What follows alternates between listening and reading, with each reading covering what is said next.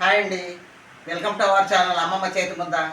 ఈరోజు నేను చేయబోయే రెసిపీ మామిడికాయ జామ్ అండి. మామిడికాయ సీజన్ కదా, సమ్మర్ సీజన్. మామిడికాయలు రకరకాలుగా చేసుకుంటాం కదా, మామిడికాయ పచ్చళ్ళు, ఎన్ని రకాల పచ్చళ్ళు, పులిహోరలు, జ్యూస్లు అన్నీ చేసుకుంటాం కదా. అలాగే జామ్ అనమాట, స్వీట్ ఐటమ్ ఇది.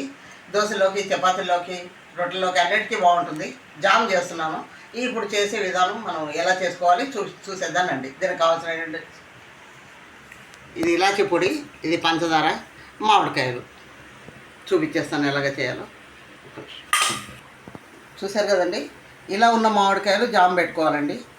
మాగాయకి కానీ జామ్కి కానీ ఇలా బాగుంటాయి. ఈ మామిడికాయలు పప్పులోకి, పచ్చళ్ళకి బాగుంటాయి. పుల్లగా ఉంటాయి కొంచెం, ఇది పులుపు తక్కువ ఉంటుంది.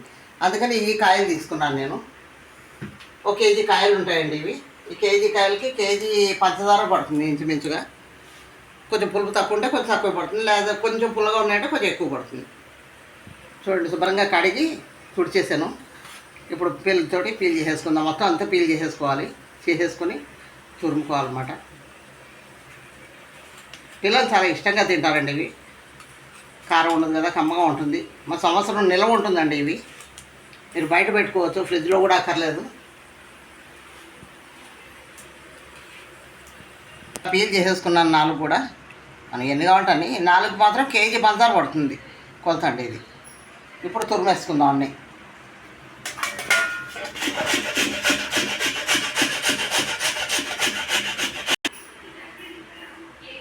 చూసారు కదండి, తురవడం అయిపోయింది. అన్నీ తురివేసుకున్నాం. ఇలాగా తురివేసుకుని దీంట్లో పంచదార కలిపేసి ఒక 10 నిమిషాలు కొంచెం రెస్ట్ ఇవ్వాలి. దీనికి పంచదార అంతా కరుగుతుంది అనమాట. దీంట్లో కరిగిన తర్వాత మనం స్టవ్ మీద పెట్టుకుందాం.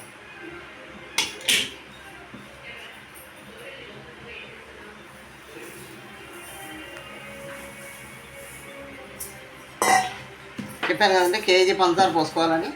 మీరు చూసుకోండి, ఒకవేళ తక్కువ పడితే కనుక ఇంకొక 1 పావు కిలో అలాగా పోసుకోవచ్చు చూసుకొని. కాయల్ని బట్టి ఉంటుంది. ఇవి కోత మామిడికాయలు అంటారు కదా, ఇవి కోత మామిడికాయలు అన్నమాట. మామూలు మామిడికాయలతో కూడా పెట్టుకోవచ్చు, కాకపోతే దానికి పంచదార అది ఎక్కువ పట్టేస్తుంది బాగా. ఇలా కలిపేసి శుభ్రంగా ఒకసారి 10 నిమిషాలు పావుగంట ఉంచేస్తే కరిగిపోతుంది. పంచదార అంతా కరిగిపోయి అప్పుడు స్టవ్ మీద పెట్టేసుకుంటాం మనం. కానీ సిమ్లో పెట్టి కొంచెం ఉడికించుకోవాలండి. హై మీద పెట్టకూడదు, మాడిపోతుంది.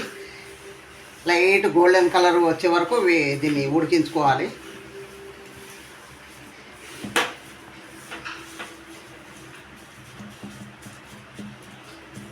చూసారు కదండి, ఇలా కరిగిపోయింది పంచదార అంతా. ఇప్పుడు మనం స్టవ్ మీద పెట్టేసుకుని సిమ్లో కొంచెం మీడియంలో పెట్టుకోవాలి. మరీ సిమ్లో పెట్టినా కూడా అవ్వదు, మీడియంలో పెట్టుకొని ఉడికించుకోవాలి.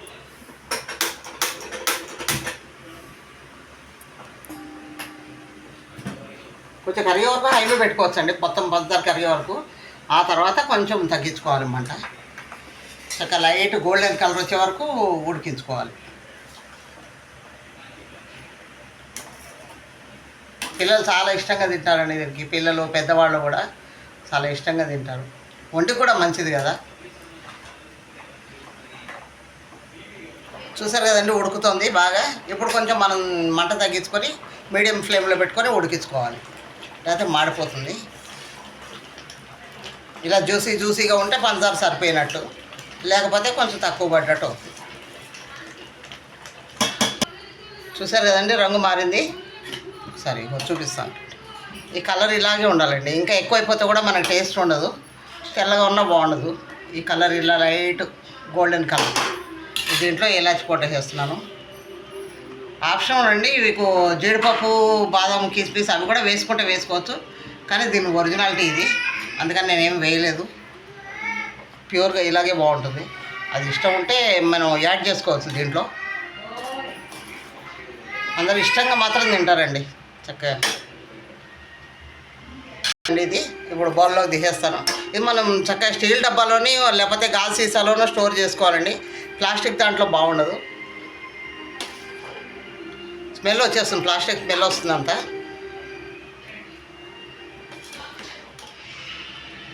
చూసారు కదండి మన డిష్. ఇది మామిడికాయ జామ్ అండి. ఇది మీరు కూడా చేసుకుని ఆస్వాదిస్తూ తినండి చక్కగా. మేము తింటామండి ఇది. నా వీడియో కనుక మీకు నచ్చినట్టయితే లైక్ చేయండి, షేర్ చేయండి, కామెంట్ చేయండి, సబ్స్క్రైబ్ చేయడం మాత్రం మర్చిపోకండి. థ్యాంక్ యూ అండి.